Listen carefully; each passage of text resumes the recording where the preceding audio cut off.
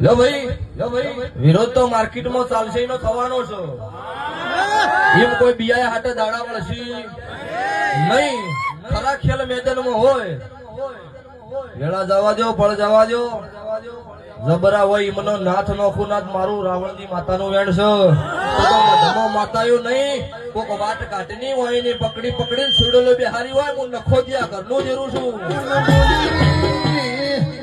બોલીને ઓમળો ને મારો ભૂયસવીન થોડો મારું પડસ ભાઈ.